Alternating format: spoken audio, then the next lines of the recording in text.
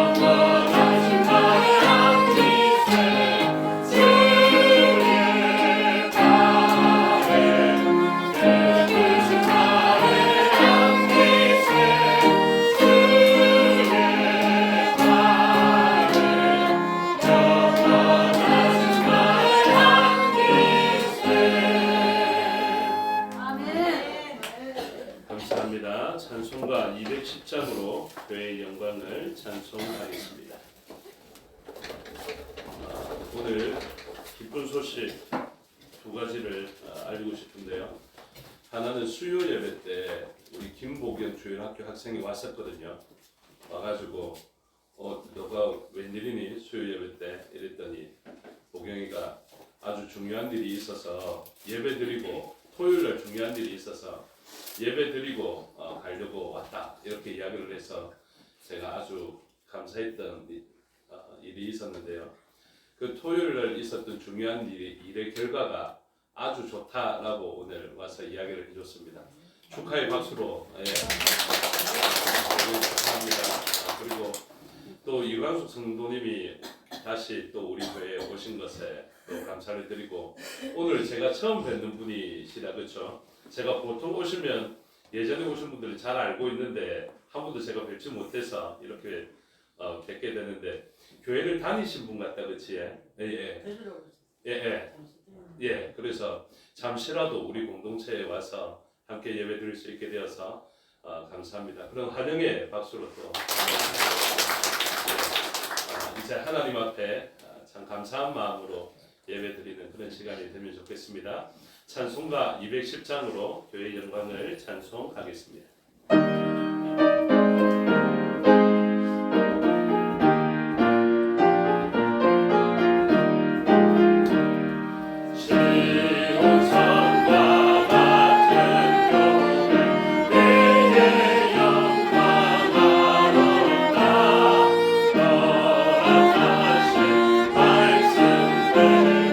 주가 주님 세워자 반석이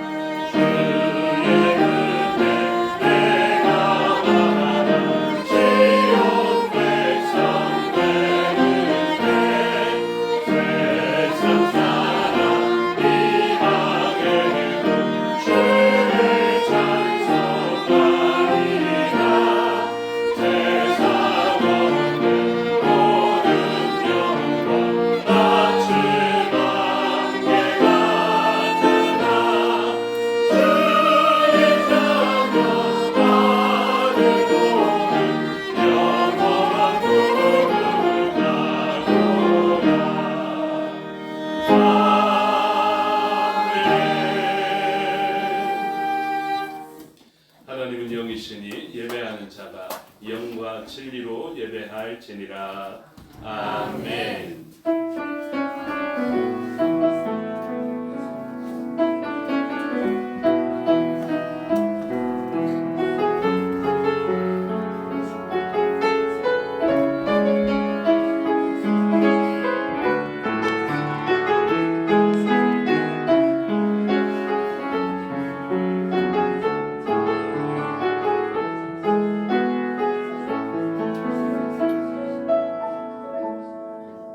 하나님이여 나를 지켜주소서. 내가 주께 피하나이다. 내가 여호와께 아뢰되 주는 나의 주님이시오니 주밖에는 나의 복이 없다 하였나이다. 땅에 있는 성도들은 존귀한 자들이니 나의 모든 즐거움이 그들에게 있도다. 아멘. 사도신경으로 신앙을 고백하겠습니다. 나는 전능하신 아버지 하나님 천지의 창조주를 믿습니다. 나는 그의 유일하신 아들 우리 주 예수 그리스도를 믿습니다. 그는 성령으로 잉태되어 동정녀 마리아에게서 나시고 본디오 빌라도에게 고난을 받아 십자가에 못 박혀 죽으시고 장사된 지 사흘 만에 죽은 자 가운데서 다시 살아나셨으며 하늘에 오르시어 전능하신 아버지 하나님 우편에 앉아 계시다가 거기로부터 살아있는 자와 죽은 자를 심판하러 오십니다. 나는 성령을 믿으며 거룩한 공교회와 성도의 교제와 죄를 용서받는 것과 몸의 부활과 영생을 믿습니다. 아멘. 살아계신 아버지 하나님 은혜와 사랑을 감사합니다. 죄와 허물로 죽을 수밖에 없던 저희들을 위하여서 독생자 예수 그리스도를 이 땅에 보내주시고 우리를 대속하시는 그 십자가의 피 흘리심과 살 찢으심이 우리에게 효력이 되게 하여 주시고 또한 그 효력을 믿음으로 말미암아 하나님의 존전 앞에 거룩한 백성으로 자녀된 권세를 얻어 나아가게 하여 주시니 감사합니다.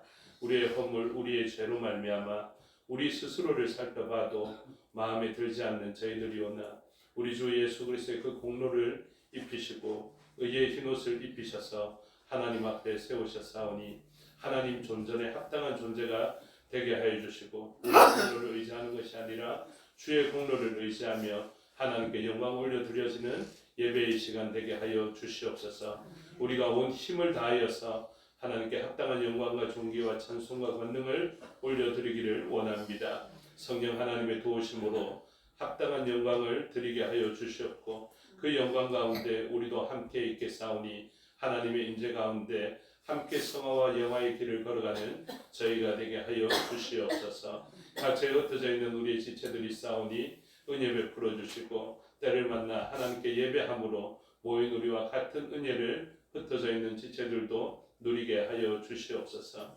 이 예배를 위하여서 한 주 동안 수고한 지체들이 있고 대표하여 순서를 맡은 주의 종이 있사오니 능력 베푸셔서 그 일을 잘 감당케 하여 주시옵고 그 일을 감당할 때 얻게 되는 하늘과 땅의 신령한 복이 삶의 자리에 넘쳐나게 하여 주시옵고 그들을 우리를 대표하여 세우셨사오니 그들의 헌신을 통하여서 한 몸 이룬 우리들도 함께 복을 받게 하여 주시옵소서. 이 시간 맡겨드리오니 주장하여 주시고 말씀 가운데 인자해 주시며 말씀으로 우리를 다스려 주셔서 이 땅을 밟고 살지만 하나님 나라의 백성, 하나님 나라의 자녀 된 것을 알게 하여 주시옵소서. 감사드리며 예수 그리스도 이름으로 기도드리옵나이다. 아멘. 모두 자리에서 일어나셔서 22장으로 찬양 올려드리겠습니다.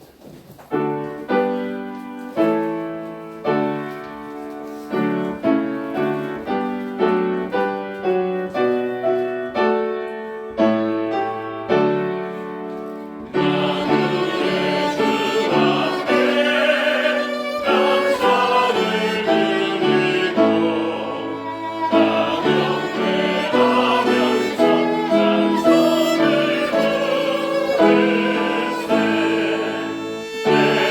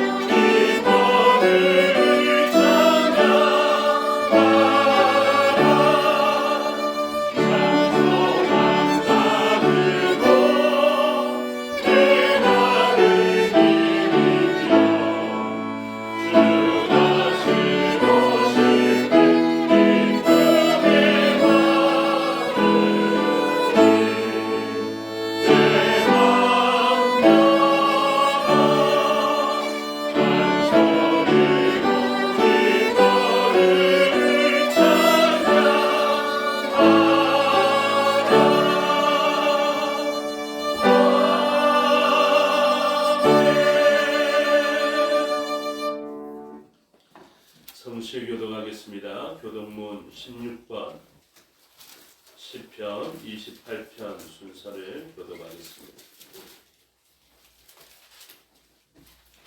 교독문 16번, 시편 28편 순서를 교독하겠습니다. 여호와여, 내가 주께 부르짖으오니 나의 반석이여, 내게 귀를 막지 마소서. 주께서 내게 잠잠하시면 내가 무덤에 내려가는 자와 같을까 하나이다. 내가 주의 지성소를 향하여 나의 손을 들고 주께 부르짖을 때에 나의 간구하는 소리를 들으소서. 악인과 악을 행하는 자들과 함께 나를 끌어내지 마옵소서. 그들은 그 이웃에게 화평을 말하나 그들의 마음에는 악독이 있나이다. 그들은 여호와께서 행하신 일과 손으로 지으신 것을 생각하지 아니하므로 여호와께서 그들을 파괴하고 건설하지 아니하시리로다. 여호와를 찬송하며 내 간구하는 소리를 들으시리로다. 여호와는 나의 힘과 나의 방패이시니 내 마음이 그를 의지하여 도움을 얻었도다. 여호와는 그들의 힘이시요 그의 기름 부음 받은 자의 구원의 요새이시로다. 아멘. 자리에 앉아 찬송가 420장 찬송 드리겠습니다.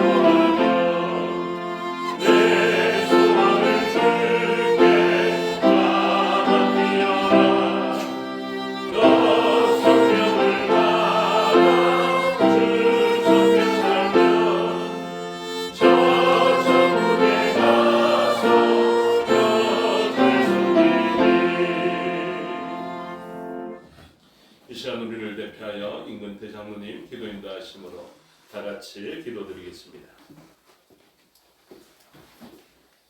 다 함께 기도하겠습니다.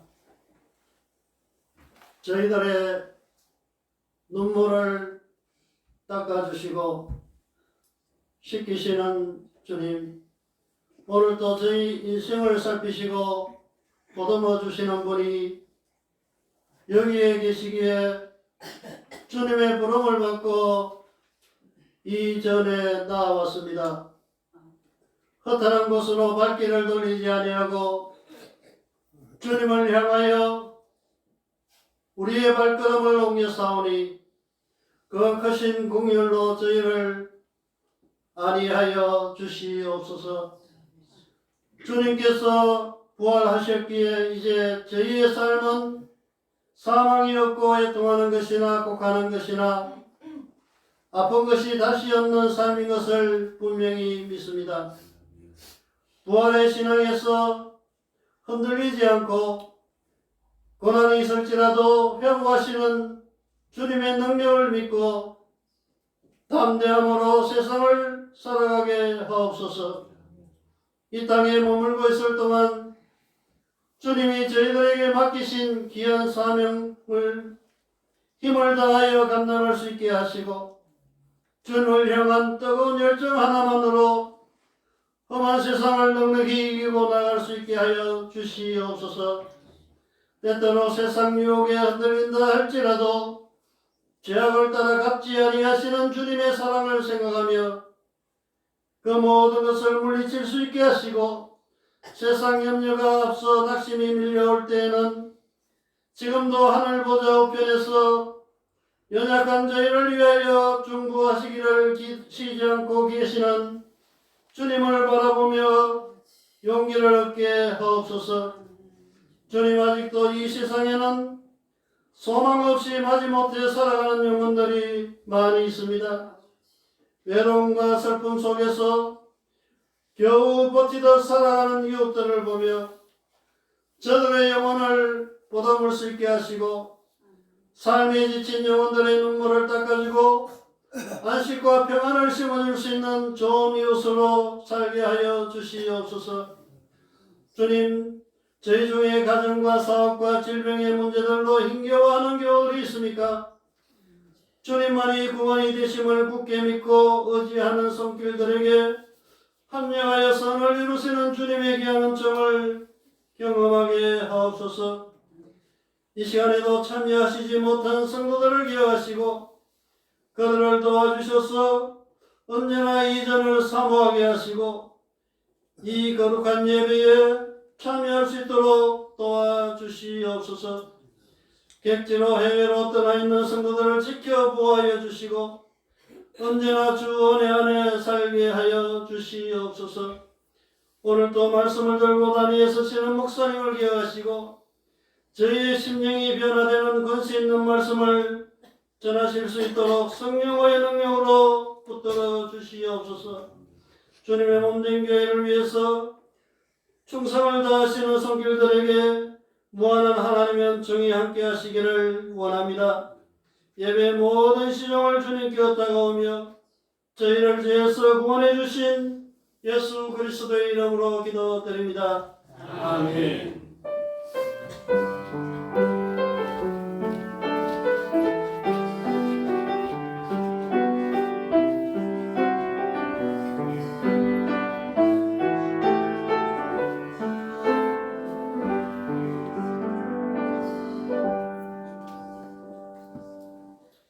감사합니다. 하나님 말씀 보시겠습니다. 하나님 말씀 구약 성경 신명기 22장입니다. 구약 성경 제가 가진 성경으로 295페이지 정도에 있습니다. 신명기 22장 1절에서 22절의 말씀을 교독하겠습니다.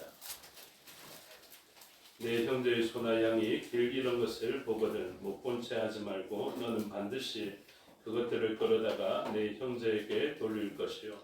내 형제가 내게서 멀거나 또는 내가 그를 알지 못하거든 그 짐승을 내 집으로 끌고 가서 내 형제가 찾기까지 내게 두었다가 그에게 돌려줄지니. 낙이라도 그리하고 의복이라도 그리하고 형제가 잃어버린 어떤 것이든지 내가 없거든 다 그리하고 못 본 채 하지 말 것이며 내 형제의 낙이나 소가 내 넘어진 것을 보거든 못 본 채 하지 말고 너는 반드시 형제를 도와 그것들을 지킬지니라. 여자는 남자의 의복을 입지 말 것이요 남자는 여자의 의복을 입지 말 것이라 이같이 하는 자는 내 하나님 여호와께 가증한 자이니라.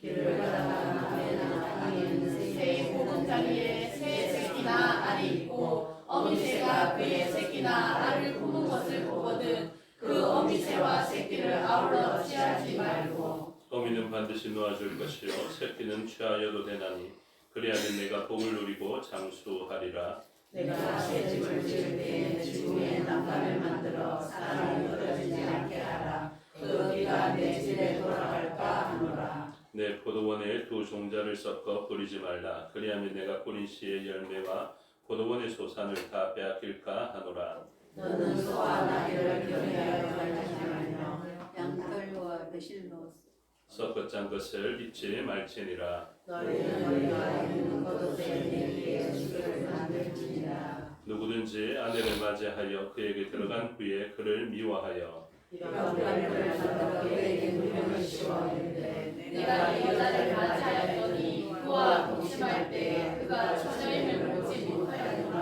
하며 그 처녀의 부모가 그 처녀의 처녀인 표를 얻어 얻어가지고 그 성문 장로들에게로 가서 전에 아버지가 장로들에게 말하기를 내 딸을 이 사람에게 아내로 주었더니 그가 미워하여 비방거리를 만들어 말하기를 내가 내 딸에게서 처녀임을 보지 못하였노라 하나 보라 내 딸의 처녀의 표적이 이것이라 하고 그 부모가 그 자리옷을 그 성읍 장로들 앞에 펼 것이요 그 성읍 장로들은 그 사람을 잡아 때리고 이스라엘 처녀에게 누명을 씌움으로 말미암아 그에게서 은 100세겔을 벌금으로 받아 여자의 아버지에게 주고 그 여자는 그 남자가 평생에 버릴 수 없는 아내가 되게 하려니와 그 일이 참되어 그 처녀에게 처녀의 표적이 없거든 그 처녀를 그의 아버지 집 문에서 끌어내고 그 성읍 장로들이 그 성읍 사람들이 그를 돌로 쳐 죽일지니 이는 그가 그의 아버지 집에서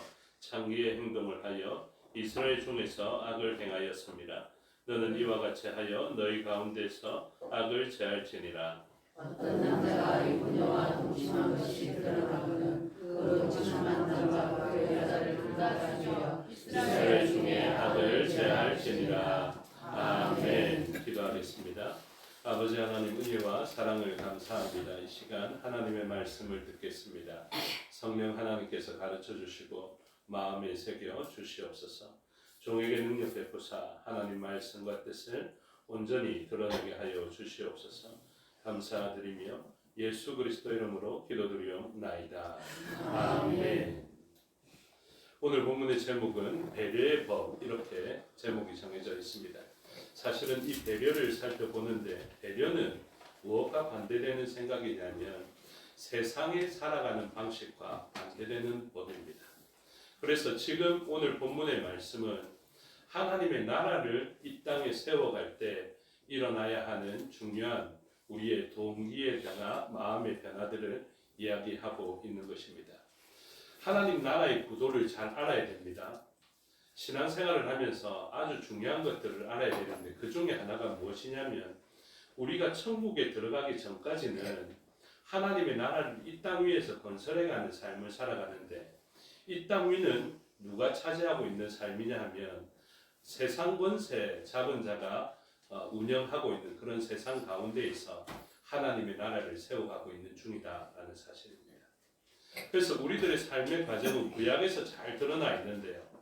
우리를 사망에서 건져낸 것과 같이 애굽이라는 그 나라에서 우리를 건져내시거든요.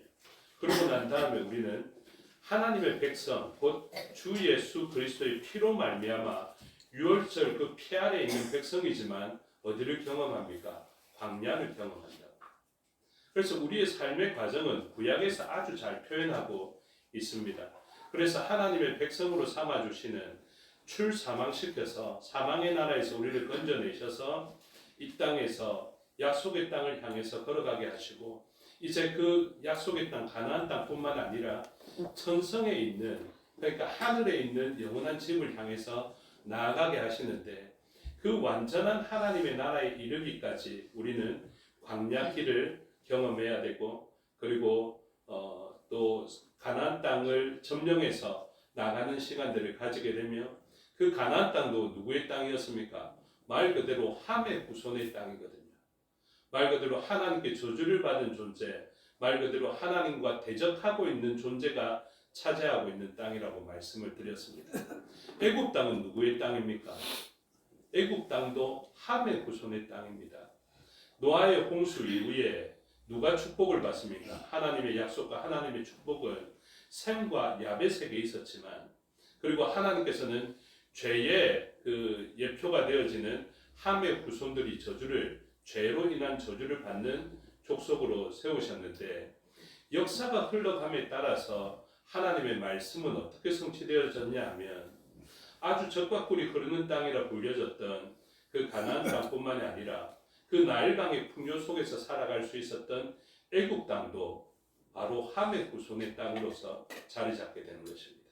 그래서 애굽을 원어로 보면 뭐라고 설명하냐면 미츠라임, 그러니까 미스라임이라고 표현하고 있는 것이죠. 그래서 미스라임, 함의 아들이 붓, 가나안, 미스라임 이랬는데 이 미스라임의 후예가 애굽의 통치자로서 살아가고 있는 것이고 그리고 그 가운데에서 하나님의 백성들은 그 가운데 노예로 살아가고 있음을 알 수 있게 됩니다. 그래서 우리 교회 오래 다니신 분들은 이제 알게 되는데 처음 오신 분들은 조금 이해하기 어렵겠지만 세상의 나라는 어떻게 건설해 간다고 말씀을 드렸냐 하면 돌이 아니라 벽돌로 지어간다라고 말씀을 드렸죠. 그래서 지난 시간에 살펴본 바대로 세상 나라의 대표적으로 아주 크고 위대한 건축물은 바벨탑인데 세상 나라의 예표가 되는 바벨탑은 돌을 대신하여 벽돌로 쌓아가고 있었음을 가르쳐주고 있죠. 그래서 벽돌로 쌓아갔던 그것이 하늘에 닿기까지 하나님께서 홍수를 주시더라도 우리는 죽지 않을 정도로 높이 견고하게 세워가겠다 하는 것이 세상 권세 잡은 자의 살아가는 방식입니다. 그런데 하나님의 나라는 무엇으로 세워간다고요? 제단 돌이 되는 돌로서 세워가는데 바벨탑은 돌을 대신하여 벽돌로 쌓아가는 나라였음을 알 수 있게 됩니다. 그런데 그 바벨의 후손들 그리고 함의 후손들 하나님을 대적하고 하나님으로부터 저주받은 이 사람들이 살아갔던 나라가 제법 흥황케 되는 일들이 일어나게 되죠. 그래서 하나님의 백성은 노예로 살아가는데 그 노예의 주관자인 함의 후손 미츠라임 사람들은 어떻게 살아갑니까? 주관자로서 주도권을 가지고 왕된 자로서 살아갔던 세상인 것을 알 수 있게 됩니다. 그때에도 원어로 똑같은 벽돌이라는 단어가 사용되어지는데요. 이스라엘 백성들 곧 하나님의 백성들이 무엇 한다고 힘들었는 줄 아십니까? 벽돌 만든다고 힘들어하게 됩니다. 그래서 애굽 역시도 무엇의 나라냐면 벽돌을 만드는 나라로 세워지게 되는 것이죠. 그래서 벽돌 만들 때 집도 주지 않고 그렇게 만들라 이렇게 했던 일들도 우리가 알 수 있게 됩니다. 그래서 이 하나님의 나라와 대적하고 있는 이 벽돌의 나라로 이야기할 수 있는 바벨탑과 같은 나라 그리고 애굽이라는 나라 그리고 이미 가나안 땅을 차지하고 있는 이 나라들의 특징이 뭐냐면 바벨탑도 니므롯에 의해서 지어지는 신할평지에 세워진 것이거든요. 그 사람들은 그 시대에 강력한 사람들입니다. 아주 유력하고 힘 있는 사람들로 나타나게 되는 것이죠. 그런데 이러한 사람들의 또 그 왕정이 시작될 때의 모습은 누구로 나타났냐면 골리앗으로 나타나거든요. 그래서 하나님을 대적하고 있는 이 사람들이 아주 견고하고 장대하고 위력 있고 명예로웠던 사람이었던 것을 알 수 있게 됩니다. 그런데 그 모든 나라들을 무너뜨리는 그것이 무엇이냐면 다니엘서에 예표되어져 있는데요. 그 모든 나라의 대표적인 존재들, 제국을 이루었던 온 열방을 통치하고 있었던 그 제국이라 이름하였던 나라들이 그 신상을 통해서 나타나게 되는데 금으로 표현되어져 있던 나라 그 바벨론이 있었죠. 그 바벨론을 이어서 메데바사라는 나라가 세워지게 됩니다. 바벨론이라는 나라가 영원할 것 같았는데 뜻밖의 영원하지 않고 다른 나라가 등장하여서 바벨론을 무찌르게 되는 것을 보여주죠. 그래서 바벨론을 무찌렀던 메데바사는 얼마나 위대하고 오래 갈까 싶었는데 그것 역시 무너뜨리는 그리스 곧 헬라라는 나라가 등장하게 됩니다. 그래서 알렉산더와 같은 이 사람들이 얼마나 위대하게 제국을 세울까 그리고 영원할까 싶었는데 대표적으로 그는 요절하게 되죠. 그리고 그 이후에 나라가 분할되어지게 됐고 로마라는 나라까지 등장하게 되어서 오늘날 미국까지 이어지게 되는 이 위대한 제국과 같은 나라들은 계속해서 세워지게 됩니다. 그런데 이 나라들은 한 가지 특성으로 단점이 드러나게 되는데요. 무엇이냐면 영원하지 않다라는 것이죠. 그래서 이 제국들이 영원하지 않았던 가장 큰 이유가 무엇이냐면 사망을 만나게 되었을 때 제국을 이루었던 황제도 결국 그 나라를 지속할 수 없었다라는 것이죠. 그래서 이 땅 위에서 가장 강력한 권세는 알렉산더도 아니고 진시황도 아니고 징기스칸도 아닙니다. 누구겠습니까? 사망이라는 것이죠. 그래서 사망 권세 잡은 이 존재가 가장 강력한 나라를 이루고 있다라고 할 수 있을 것입니다. 그런데 이 신상들을 무너뜨리는 손으로 다듬지 않은 뜨인돌이 날아와서 그 신상을 무너뜨리고 태산과 같이 세워지며 온 땅에 편만하게 되는 것을 가르쳐 주는데 그것이 바로 돌의 나라이다 라고 말씀을 드렸습니다.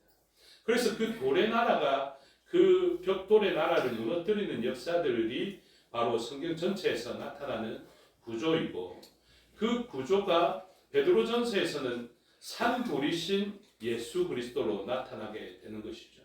그래서 계시록에서도 원어는 좀 다르지만 흰 돌이라는 것을 우리에게 주시는 것, 우리의 이름을 새겨주시는 것, 그리고 제자들의 이름을 바꿔서 돌이라고 반석이라고 이야기하는 것은 우연이 아니다라고 말씀을 드렸습니다. 그래서 이 교회라는 작은 것처럼 보이지만 작은 교회를 통하여서 온 세상 권세를 무너뜨리고 세상 권세를 무너뜨리는 일에 이 제단돌이 중요하다라는 것을 엘리야의 제단돌을 통하여서 가르쳐 주었고, 그 돌은 그냥 돌이 아니라 물과 성령으로 거듭난 돌이었음을 말씀을 드렸습니다. 그것의 예표가 또 잘 나타난 장면이 있는데요. 구약에서 돌을 원어로 뭐라고 했습니까? 원어지만 좀 어렵지만 기억하십시오. 이 돌은 에벤이라고 이야기합니다. 잘 아는 표현이죠. 에벤에셀, 이렇게 돌을 기억하면서 세웠을 때 여호와께서 여기까지 우리를 도우셨다라는 그 돌이 에벤입니다. 그래서 이 에벤은 그 예표적 장면이 누구를 통해서 나타납니까? 하나님의 나라를 세워가려는 연약한 자, 목동 출신의 다윗이 가장 강력한 것으로 무장하였던 골리앗을 무너뜨리는 장면 속에 나타나는데, 다니엘서에서 돌이 날아와서 금신상을 무너뜨리듯이 다윗도 골리앗이라는 이 가장 강력한 존재를 무엇으로 무너뜨리냐면 물맷돌로, 원어에서 정확하게 이야기하고 있습니다. 에벤이, 돌이 그의 이마에 박힘으로 골리앗이 무너졌다라고 표현하는 것입니다. 그래서 우리들은 아주 골리앗과 같은 세상에서 연약한 교회로, 다윗과 같은 교회로 살아가지만 우리는 결코 작지 않고 하나님의 뜻과 말씀에 순종하는 우리의 삶을 통하고, 또한 그가 의지하였던 하나님의 이름을 의지하는 삶을 통하여서 오늘도 우리는 하나님의 이름을 의지하는 존재들이거든요. 우리가 주의 이름을 부르는 자는 구원을 받는다라는 개념도 잘 세워놨습니다. 그래서 우리가 요엘서 2장 32절에 이야기하는 바대로 누구든지 주의 이름을 부르는 자는 구원을 받을 것이다라는 그 그림, 그리고 사도행전 2장 21절에서 이야기하고 있는 주의 이름을 부르는 자가 구원을 받겠다라는 그 그림, 로마서 10장 13절에서 이야기하고 있는 주의 이름을 부르는 자는 구원을 받을 것이다라는 그 그림 가운데 하나님의 이름을 의지한 물과 성령으로 거듭난 작은 돌이지만 이 돌들은 세상 권세를 무너뜨리는 돌이 될 것이다. 그것이 바로 교회인 것을 이제까지 우리가 살펴보았습니다. 그래서 이 돌은 작게 출발하는 것 같지만 가장 강력하고 높이 세워진 바벨탑을 무너뜨리는 것처럼 우리는 세상 권세를 무너뜨리고 하나님 나라를 세워가는 선한 영향력을 가진 공동체가 되어야 하고, 이 땅들은 반드시 온 땅에 충만할 수 있도록 사도행전적 명령을 붙들어서 물과 기름, 곧 주 예수 그리스도의 피로 거듭난 우리들, 성령 하나님의 기름 부으심으로 거듭난 우리들은 예루살렘에만 머물러 있는 것이 아닙니다. 바벨탑은 흩어짐을 면하자 하면서 그곳에만 머물렀지만 이 하나님의 나라는 반드시 온 땅에 충만할 수 있도록 예루살렘과 온 유다와 사마리아와 땅끝까지 가는 태산을 이루어야 하는 주님의 산돌 같은 신령한 집으로 지어져 가야 하는 교회인 것을 가르쳐주고 있습니다. 그래서 이 교회는 세상 나라의 그 억압하고 나쁘게 역사하는 그 세력과 영적인 싸움을 치르는 하나님의 주의 군사들로서 살아가게 되는 것입니다. 그래서 에스겔서 36장에서 이야기하는 바대로 우리는 물과 성령으로 거듭나서 하나님의 군대가 되어지게 되는데, 제가 찬송가 210장을 통하여서 계속해서 생명샘이 흘러나오는 교회를 찬송하는 이유가 무엇입니까? 그게 에스겔서의 그림이거든요. 성소로부터 물이 흘러나와서 닿는 곳곳마다 잎사귀가 돋아나고 그것을 약재로 쓸 수 있는 일들, 치유의 약재가 펼쳐지게 되며 그 물은 흘러서 죽음의 바다라고 불려지는 아라바 사해까지 다다르게 되고, 그 죽음의 바다에 물고기가 살 수 없는 곳에 이 생명의 강수가 흘러 들어가자 그 죽음이라는 것이 치유되어져서 많은 물고기들이 살게 되는 그 역사를 교회를 통해서 이루게 되는 꿈을 꾸게 되는 것입니다. 그래서 이 생수로부터 성전에서부터 나온 이 물이 흘러 들어가게 되고요. 그래서 여러분들 잘 아는 것이 무엇입니까? 생기여 사방에서 불어오라 이것 아닙니까? 그래서 그 영이 되는 성령 기름 부으심이 다시 이 사망의 골짜기에 임하게 되자 많은 뼈들이 있었던 그곳에 누가 일어선다고요? 주의 군대가 일어섭니다. 이게 교회입니다. 이 주의 군대가 바로 교회입니다. 그래서 제국적, 제황적 확장을 이루는 나라가 아닙니다. 이 주의 군대는. 무엇하는 군대입니까? 살려내고 회복하는 군대가 되는 것. 성김교회가 그런 교회가 되기를 주님의 이름으로 축복합니다. 아멘. 한국 교회가 그런 교회가 되기를 주님의 이름으로 축복합니다. 아멘. 그래서 온 열방에 하나님의 그 생수 주 예수 그리스도의 피의 권능을 흘려보내고요. 생기 그 성령의 능력을 흘려보내서 이 세상 권세에 의해서 죽음으로 억압받고 많은 뼈들과 같이 힘없는 그 존재들이 주의 군대로 세움을 받고 영적인 싸움을 계속 싸워서 온 땅에 편만했던 하나님께서 원래 주셨던 그 명령, 너같이 나의 모양과 형상으로 입었던 나를 대신하는 너희들이 온 땅을 다스리고 정복하는 일들이, 온 땅에 충만하게 되는 일들이 일어나야 할 것인데, 바로 그 역사를 만물을 충만케 하시는 자의 충만인 교회를 통해서 이뤄가는 역사가 오늘 저와 여러분을 통해서 일어나는 역사여야 합니다. 그래서 우리들은 방심하면 세상 권세와 닮아있게 되고요. 주의 말씀으로 깨어있고 기도로서 깨어있고 찬양으로 깨어져 있으면 하나님의 나라를 확장시키는 사역을 하게 됩니다. 그래서 세상 권세 잡은 자의 가치관으로 살아가면 자꾸만 좁아져서 흩어지지 말고 우리 여기에서 머물자라는 그런 개념으로 극단적 이기주의로 가게 됩니다. 남을 배려하지 않습니다. 제가 배려한 단어를 설명하려고 여기까지 왔습니다. 그러니까 남을 배려하지 않는다라는 이 말은요, 곧 하나님의 나라의 가치관과는 아주 멀어지게 되고 자기의 탐욕과 만족을 추구하는 사람들인 세상 가치관을 따르게 되는 일이다라는 것이죠. 그래서 우리들은 이것과 반대되게 무엇을 계속 봐야 합니까? 자신뿐만이 아니라 이웃을 바라봐야 되고, 예루살렘뿐만이 아니라 유다 바라봐야 되고, 사마리아 바라봐야 되고. 사마리아 어떤 존재라고요? 상종도 하기 싫었던 존재. 마음속으로 확인해 보십시오. 상종도 하기 싫은 사람 있습니까? 없습니까? 있는데 다 없다고 하실 겁니다. 네. 상종도 하기 싫은 사람 있다고요. 예, 있다고요. 그런데 하나님의 말씀을 보고 기도하고 찬양하면요, 곧 은혜의 방편들, 예배드리고 말씀 보고 찬양하고 기도하고 이 삶을 계속하면 신기하게도 어떻게 됩니까? 그 상종도 하기 싫었던 존재가 내가 좀 너무하나? 내가 너를 너무 오래 품고 있나? 이런 생각들이 든다니까요. 왜 그렇습니까? 그게 은혜의 방편입니다. 그래서 영적으로 분명합니다. 악한 것, 푸뉴마, 아카사르토스, 이 귀신들을 쫓아내는 종류가 뭐라고요? 기도 외에는 이런 유가 나가는 방법이 없다니까요. 그래서 우리는 어떻게 해야 됩니까? 세상 권세 잡은 자, 이 귀신과 악한 권세와 싸우기 위해서 기도해야 하는데, 기도할 때 하나님께서 능력 부어주십니다. 여러분 분명합니다. 누가복음에서 변화산상에서 그 용모의 변화가 일어났다고 말씀을 드렸죠. 이게 기도의 능력입니다. 누가복음 9장에서 분명하게 이야기합니다.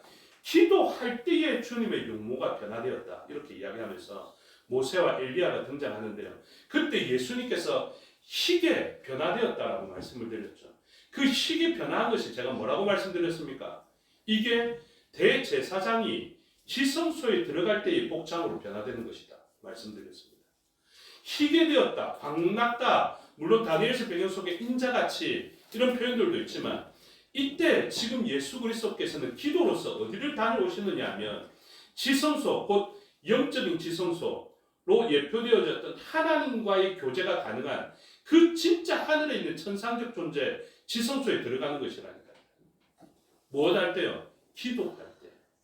뭘 하시겠다는 것입니까? 이 기도를 통해서 별세하시는데 곧 대제사장적 모습으로 별세하시는 것입니다.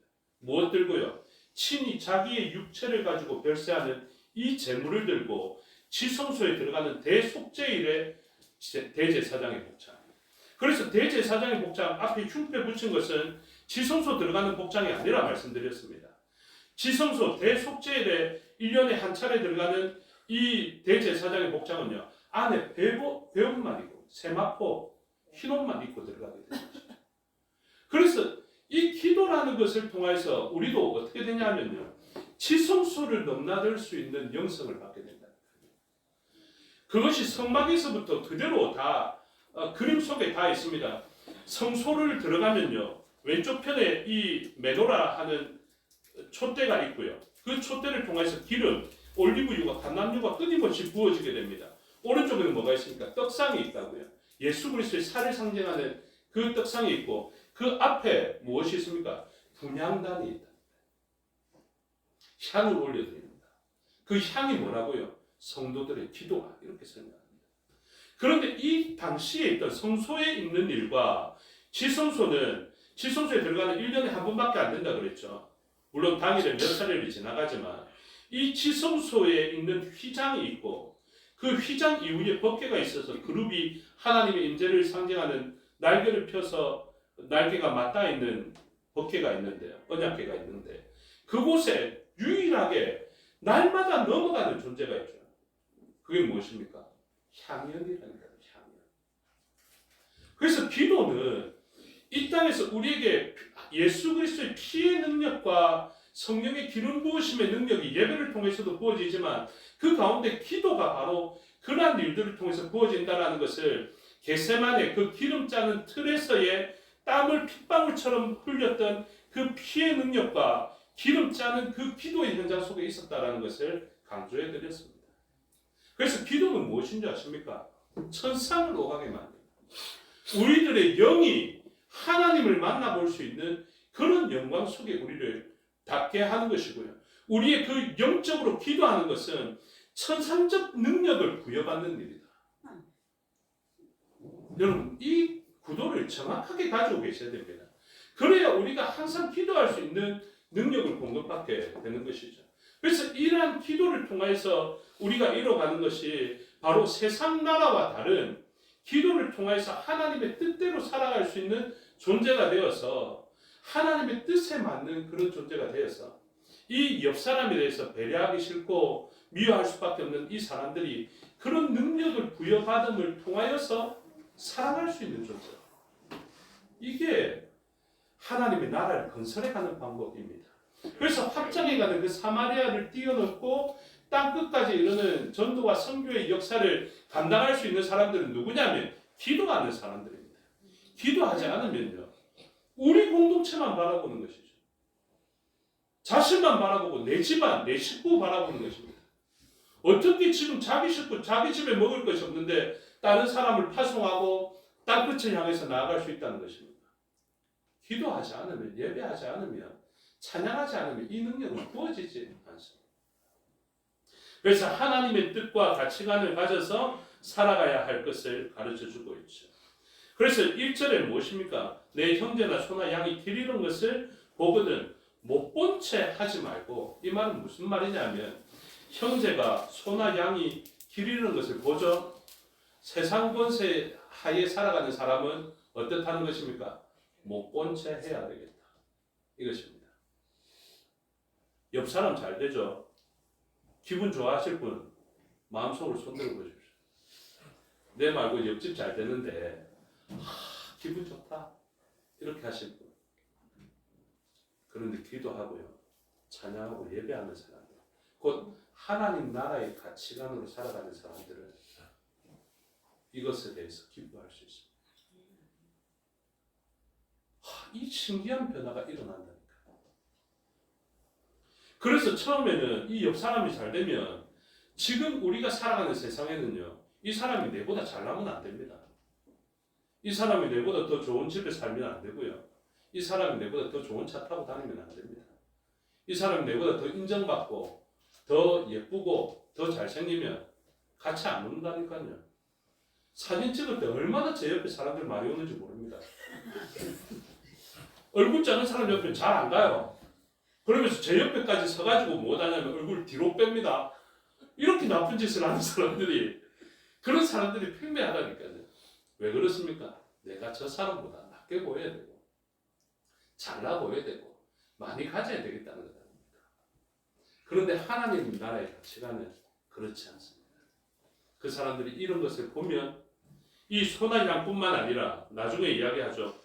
잃어버린 것 어떤 것이라도 3절에 보니까 낙이라도 그리하고 의복이라도 그리하고 형제가 잃어버린 어떤 것이든지 내가 그는 다 그리하고 못 본 채 하지 말 것입니다. 여러분 이제 잃어버린 것 있으면 다 찾아주시는 저와 여러분이 되시기를 주님의 이름으로 축복합니다. 그냥 찾아주지 뭐 요즘 우리나라 뭐 그런 걸로 유명하잖아. 이렇게 생각해야 되는 게 아니라 딱 보면 가지고 싶은 마음이 있더라도 안 알려주고 싶은 마음이 있더라도 힘을 내어서 하나님의 말씀을 기억해내고 내가 이래서는 안 되지 하면서 기도하고 그것을 줘야 됩니다. 그러니 이러한 일들을 할 때 하나님의 나라는 세워지고 확장시켜가게 되는 것입니다. 제가 며칠 전인 것 같은데요. 아주 감사하게 아들이 사주는 맛있는 음식을 얻어먹은 적이 있습니다. 그게 왜 얻어먹었냐면요. 사실은 의연이 덕분이기도 한데 의연이가 오빠 보고 뭐라 했냐면 오빠 오늘 맛있는 것 좀 싸라. 쏴라. 이렇게 이야기를 했습니다. 그러니까 의찬이가 난 돈도 없고 그렇게 못한다 이랬는데 그래도 그렇게 하면 안 되지 이러면서 어떤 논리를 펼쳤는데 그게 뭐냐면 의찬이가 얼마 전에 지갑을 잊어버리거든요. 지갑을 잃어버렸는데 신분증도 있고 돈도 조금 있었던 모양입니다. 그런데 그거 잃어버려서 애꿎은 집안에서 막 찾는다고 우리 보고 찾으면 뭐 상금을 주기 어쩌니 막 그랬었다고요. 그랬었는데 이걸 바깥에서 잊어버린 모양이에요. 그랬는데 우편함이 제가 못 받았는데 연락이 와서 경찰서에서 왔는데 이거 분실물을 습득했다. 그래서 습득물을 갖다 주러 왔는데 없어서 그렇다. 그래서 그 다음 날에 받게 됐는데 4,500원 이제 우편물을 주면 이제 그것을 주는 것이죠. 그리고 안에 보니까 지갑이었던 것이죠. 그래서 지갑 안에 보니까 돈도 그대로 있었다. 여러분 한국 이 정도 됐습니다. 물론 체면을 중시하는 나라라서 그것 쓰면 또 더 험한 일을 당할까 봐 줬을 수도 있겠지만 그래도 이렇게 다시 잃어버린 것을 찾은 일로 말미암아 그 찾은 사람은 이 정도까지 좋은 일이 생겼는지 모르겠지만 제가 굉장히 맛있는 것을 얻어먹었다고요. 그리고 아주 기뻐했다고요. 그리고 얼마나 대단한 일인지 이 설교 시간에 이 일이 이야기되어지는 것 아닙니까? 그러니까 자기가 모르는 이 선한 영향력들이 일어나게 되는 것입니다.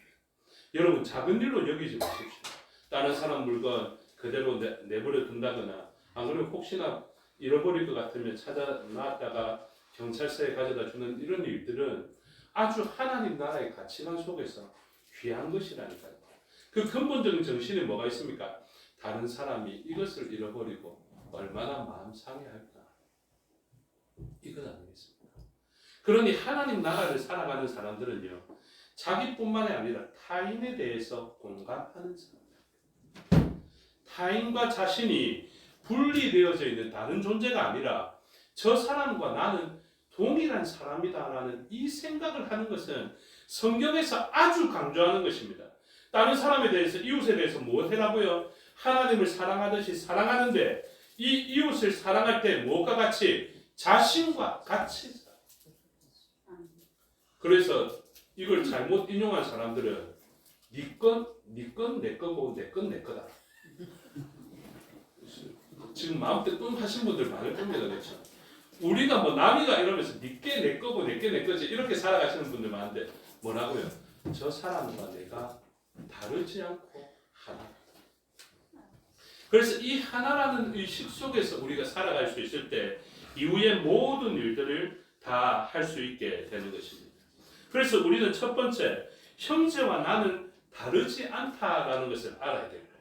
그 다음에 가르쳐주는 본문이 무엇이냐면 막 이런 이야기를 하죠. 어미와 새끼와 알이 있는데 무엇을 잡아 먹어야 하나. 그 가운데 성경의 가르침은 어미는 놓아주고 새끼는 취하라. 그러면 네가 이 땅에서 장수할 것이다. 그래서 무엇을 가르쳐줍니까? 연속성을 가르쳐주죠. 여러분 세상을 내만 살고 끝나는 것처럼 그렇게 살아가서는 안 됩니다. 우리뿐만이 아니라 다음 세대가 있음을 반드시 기억해야 합니다. 그래서 종말의 시대를 보는 것 같지만은 한 그루의 사과나무를 심는다라는 이 표현은 아주 중요한 표현이라고요. 내일 주님이 오실 것 같은 현상이 있더라도 오늘 우리는 하나님 주신 땅에서 나뿐만이 아니라 다음 세대도 살아갈 수 있기에 용이한 세상을 만들기 위해서 살아가야 합니다.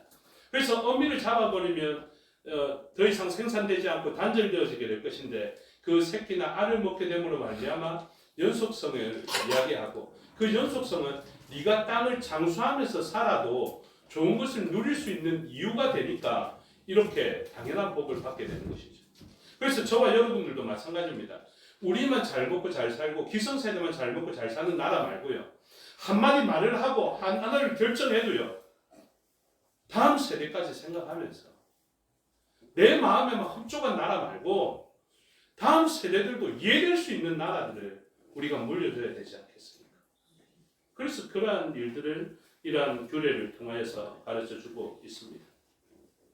그래서 우리들은 죄를 가진 세상과 달리 살아가야 하는데요. 혼합되지 말아야 됩니다. 세상을 배려하되 소와 나귀를 결의하여 같이 갈지 말라라는 이런 표현을 통해서 그리고 양털과 배실로 섞어 짠 것을 입지 말라라는 이 예표적인 표현을 통하여서 세상을 배려하고 사랑하며 살아가되 그 사람들과 혼합되어서는 안 된다.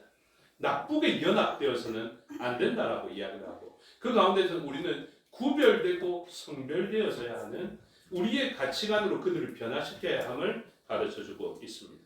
그런 핵심적인 능력이 어디에 있냐면요. 12절에 보면 너희는 너희가 입는 겉옷에 내 귀에 술을 만들지니라 이렇게 이야기를 합니다. 그래서 내 귀에 술을 만든 이 일로 말미암아 세상적 가치관을 따르지 않고 바벨탑적 그 가치관을 따르지 않고 하나님 나라의 가치관을 따르게 되는데 왜 그러냐 하면 민수기 15장에 보면 이렇게 표현되어 있습니다. 신명기 22장 12절에 우리가 내 귀에 술을 만들지니라 이렇게 되어 있죠. 그걸 민수기 15장 배경으로 가보면 민수기 15장 38절 제가 읽어드리겠습니다. 이스라엘 자손에게 명령하여 대대로 그들의 옷단 귀에 술을 만들고 청색끈을 그 귀에 술에 더하라. 이 술은 너희가 보고 여호와의 모든 계명을 기억하여 준행하고 너희를 방종하게 하는 자신의 마음과 눈의 욕심을 따라 음행하지 않게 하기 위함이라. 이게 중요합니다. 그래서 이 옷술을 보면요. 무엇을 생각하라는 것입니까? 내 감정을 생각하지 말고 내 탐욕을 따르지 말고 여호와의 모든 명령을 기억해라. 그래서 여러분 뭐 하나라도 표시를 하나 갖고 있는 게 좋습니다. 우리가 막 해가 져도 튀어오를 만한 분노를 경험하게 되면요. 어떤 것을 바라봐야 됩니다. 그것을 유대인들은 못했다고요. 옷술을 딱 바라보면 아유 내가 그래서는 안 되지. 미움이 확 솟고 사마리아 사람들 저 혼혈된 이렇게 막 오르면 그런 생각을 내버려둬야 되는 것이 아니라 뭐 해야 된다고요? 옷에 술을 딱 보거나 만지면서 하나님 제가 이러면 안 되죠. 이렇게 해야 된다. 그래야 하나님의 가치관으로 빨리 돌아올 수 있고 해가 지기 전까지 분을 이제 풀어놓을 수 있다. 그래서 이 말씀에 들어가니까 무엇이 했냐면 아까 그 말씀을 잘 새겨드리십시오. 다시 한번 읽어드릴게요. 민수기 15장 39절 이 술은 너희가 보고 여호와의 모든 계명을 기억하여 준행하고 너희를 방종케 하는 자신의 마음과 눈의 욕심을 따라 음행하지 않게 하기 위함이라 이렇게 이야기합니다. 그래서 세상적 가치관은 무엇입니까? 우리를 방종하게 만들고 마음과 눈의 욕심을 따라서 음행하게 만든다라는 것을 가르쳐주죠. 이것과 반대되는 것이 하나님의 말씀입니다. 그래서 하나님의 말씀을 지키는 사람은 방종하지 않고 마음과 눈의 욕심을 따라서 음행하지 않게 되는 역사가 일어나게 되는 것이죠. 이걸 요즘 말로 조금 바꾸면 이렇습니다. 요한일서 2장 16절인데 이는 세상에 있는 모든 것이 육신의 정욕과 안목의 정욕과 이생의 자랑이니 다 아버지께로부터 온 것이 아니요 세상으로부터 온 것이라. 그래서 하나님 말씀이 기억나는 성경을 본다거나 옷을 만진다거나 이렇게 하면 뭘 한다고요? 육신의 정욕, 안목의 정욕, 이생의 자랑에서 벗어나 하나님 기뻐하시는 일로 살아갈 수 있게 되는 것입니다. 그래서 이 마음과 눈의 욕심을 따라 사는 것, 이것을 음행한다라고 하는데요. 그 오늘 본문이 왜 여기서 끝나지 않고 뒤에까지 이어지느냐 하면 그 이유 때문에 그렇습니다. 그 이후에 보십시오. 그러니까 옷을 곧 하나님의 말씀으로 보지 않고 세상에서 주는 방종과 마음과 눈의 욕심을 따라서 음행하는 자가 이것을 바라보면 이렇게 됩니다. 무엇이라고 이야기하냐면요. 13절 22장 13절 신명기입니다. 다 같이 읽겠습니다. 시작. 누구든지 아내를 맞이하여 그에게 들어간 후에 그를 미워하여. 이게 뭡니까? 이게 말씀에서 벗어나 있거나 방심하게 되면 일어나는 일입니다.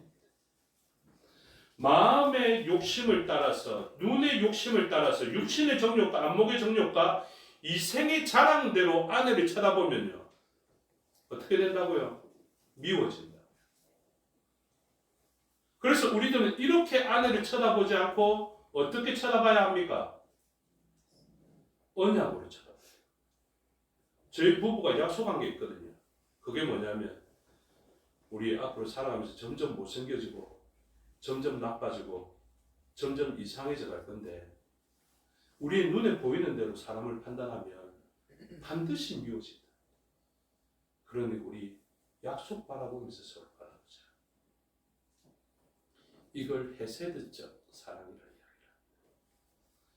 하나님이 우리를 사랑하는 방식이 헤세드적 사랑이거든요. 그러니까 은혜와 은총으로 우리를 바라보게 됩니다. 이것으로 바라보면요.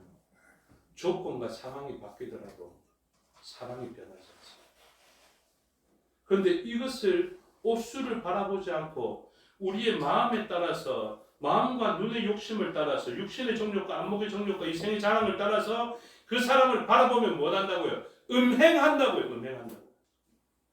자기의 눈의 만족을 따라서 보면 이 사람 말고 옆 사람 보입니다.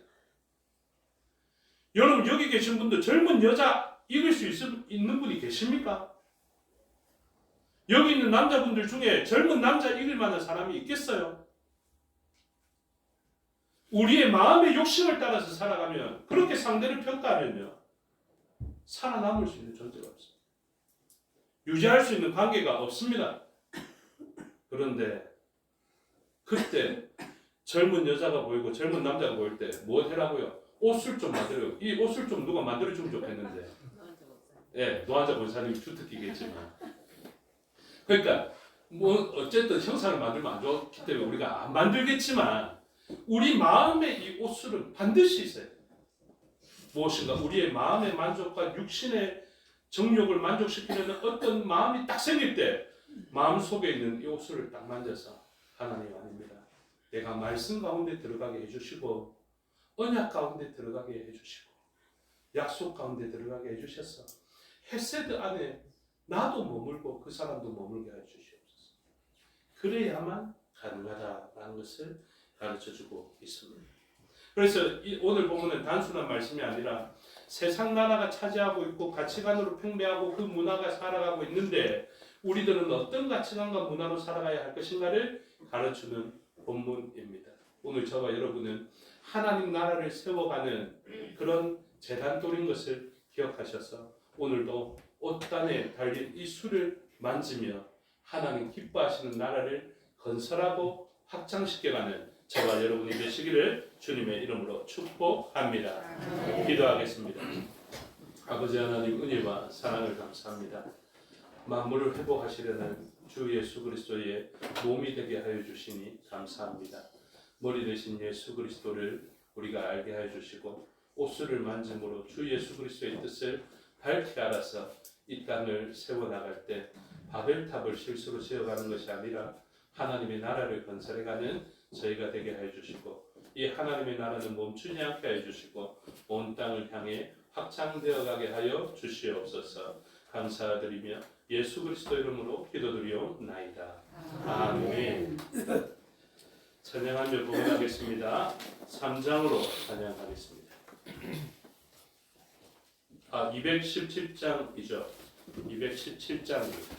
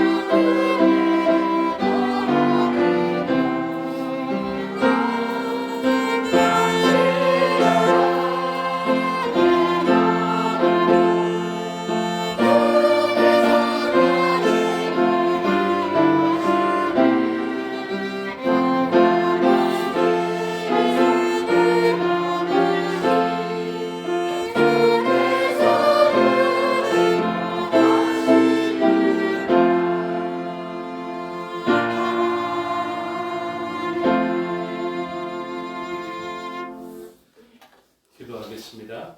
아버지 하나님, 은혜와 사랑을 감사합니다. 하나님께서 행하신 일과 하신 말씀을 기억하여 주의 앞에 나올 때 감사의 예물 들게 하여 주시니 감사합니다. 이 모든 것 우리의 마음으로 인하여서 모든 것이 주인 되신 하나님의 기쁨과 만족되는 예물 되게 하여 주시고, 사용되어져 생명의 열매가 맺혀지고 하나님 나라가 세워지며 확장되어지게 하여 주시옵소서. 범사를 감사하며 주께 드렸사오니 기뻐 받으시고 모든 일 가운데 감사의 제목으로 넘쳐나는 삶이 되게 하여 주시옵소서. 또한 어머니의 신앙을 바라보면서 믿음 주셔서 하나님의 자녀로 살게 하시는 예 감사합니다 라고 딸이 드린 것 있습니다. 하나님 기뻐 받으셔서 어머니의 신앙이 딸에게 선한 영향을 펼치게 하여 주시옵고, 늘 모범된 삶을 통하여서 자녀들의 신앙이 더욱더 견고하게 세워지게 하여 주시고 감사할 삶으로 넘쳐나게 하여 주시옵소서. 또한 이수자 언니 구원받기를 소망드리며 감사한 주의 종이 있사오니 기뻐 받으시고 이 여종의 기도에 하나님 응답하여 주셔서 하나님의 효력 있는 부르심을 효력 있는 부르심으로 불러주시고, 그도 하나님 앞에 하나님의 나라를 이루어가는 주님의 제자로서 만물을 충만케 하시는 하나님의 그 충만을 몸소 펼쳐 보일 수 있는 주의 종 될 수 있도록 역사하여 주시옵소서.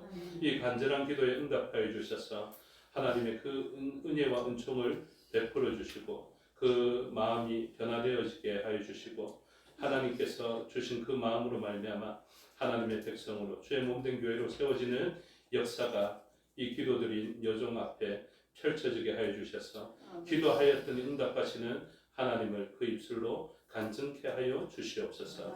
11조로 하나님 앞에 드렸사오니 기뻐 받으시고 비워낸 그릇 말씀으로 약속해 주신 대로 누르고 흔들어 넘치는 복이 있게 하여 주셔서 누르고 흔들어 넘치는 것만으로도 개인과 가정과 교회와 열방을 섬기기에 부족함이 없게 하여 주시옵소서.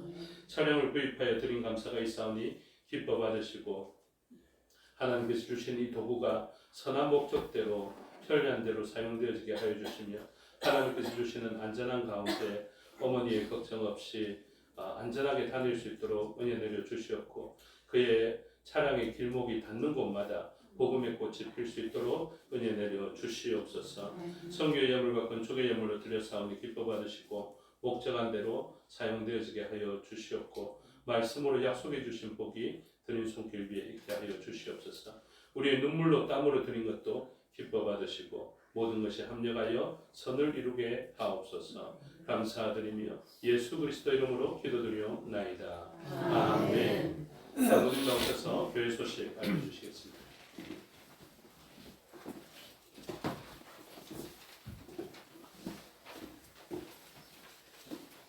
감사합니다.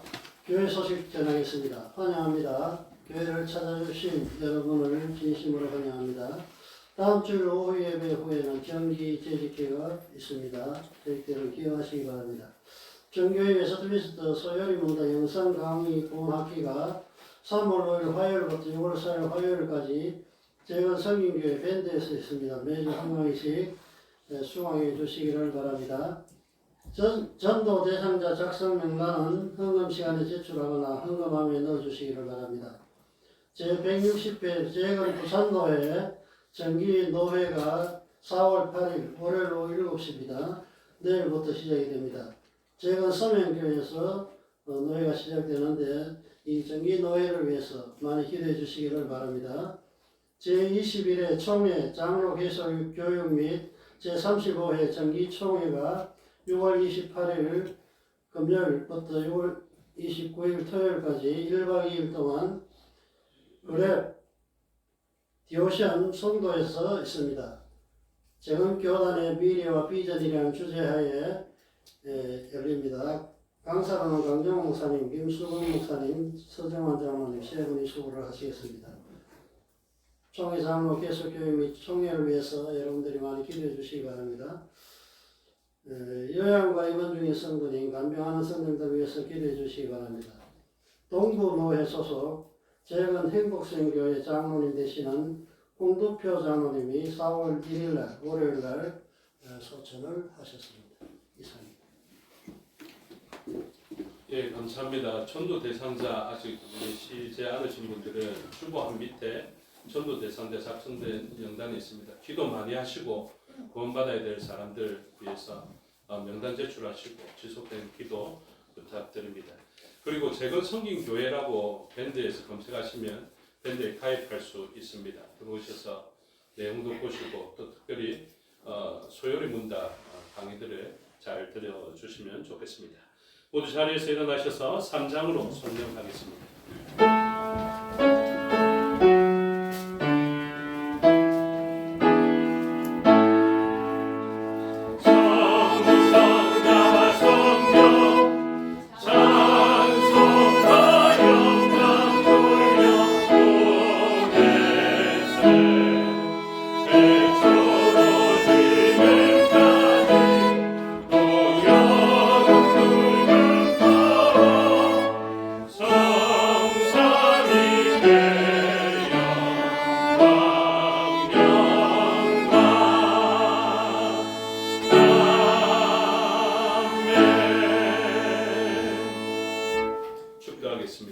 지금은 우리 주 예수 그리스도의 은혜와 아버지 하나님의 사랑과 성령의 교통하심이 오늘 말씀을 듣고 세상 권세를 무너뜨리는 주의 몸된 교회 되기를 소원하는 주의 백성들 머리 위에와 그들의 가정과 건속과 삶의 영역 위에 생업과 사업의 영역 위에 지금부터 영원토록 함께 하시기를 축원하옵나이다. 아멘.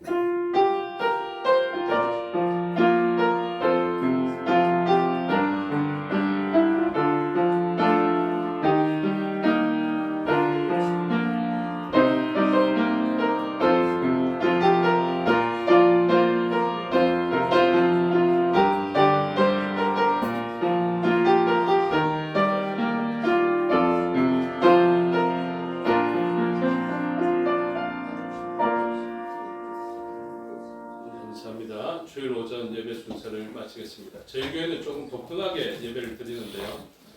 오전 예배를 드리고 10분 정도 있다가 바로 오후 예배를 드리고 식사를 하게 됩니다. 그래서 지금 잠시 10분 있다가 잠시 쉬었다가 10분 있다가 오후 예배를 드리고요. 현재 시간 7분입니다.